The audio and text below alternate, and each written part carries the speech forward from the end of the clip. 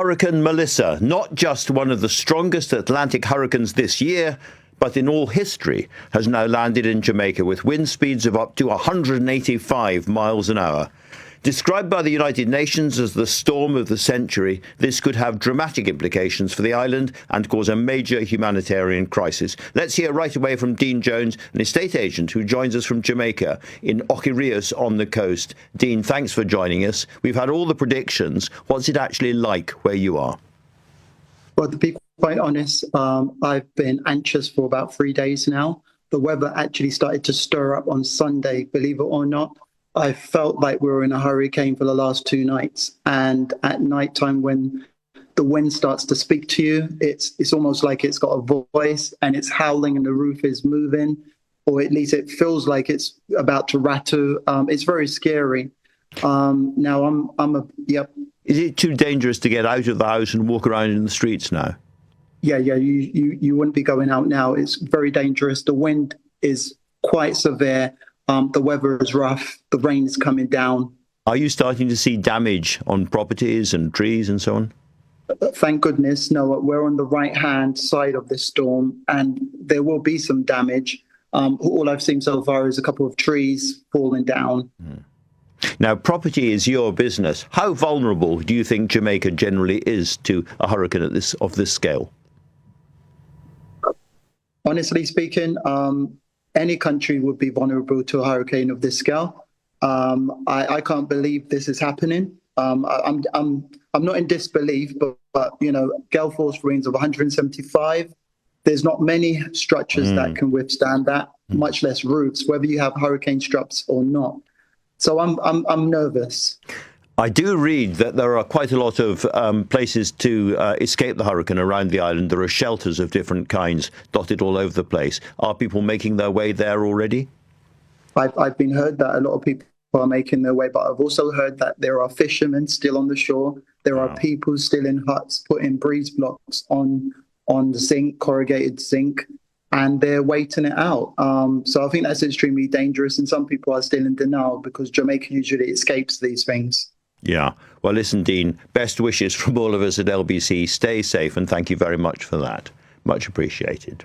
And for a little bit more about the strength of the hurricane, Dr. Jess Neumann, Associate Professor of Hydrology at the University of Reading, joins me now. Jess, thanks very much for joining us. This is a hurricane. I said it was the hurricane of the century. Was I overdoing it? I was just reading something out that I'd been told. Well, the media are quite prone to over-exaggeration, but in this case, you're pretty much bang on the money. This is an absolutely huge hurricane that's just made landfall in Jamaica.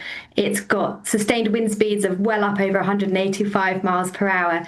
And as we've just heard from Dean there, large parts of the country are getting prepared, but there are still big questions raised from some people as well about what's going to happen. Now, I'm just telling you what I've read in the past, that there are not more hurricanes happening because of global warming, but the hurricanes that are happening tend to be bigger. Again, broadly speaking, is that true?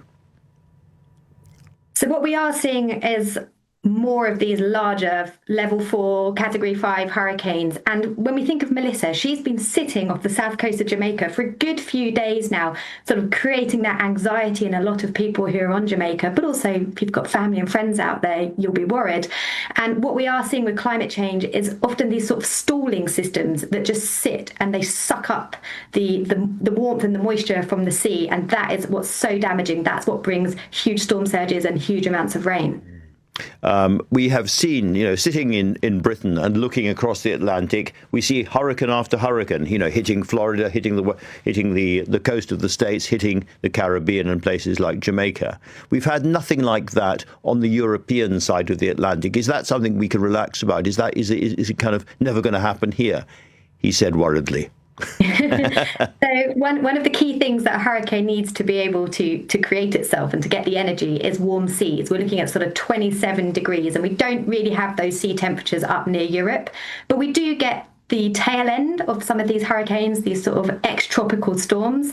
And we think back to 1987, for example, where we get these extreme sustained winds. So we don't get hurricanes in the same way, but that's not to say that we can't experience damage and loss of life as a result of storms that create in the Atlantic as well. Final question. Is this the kind of level of hurricane that we can now expect to see year after year in the Caribbean?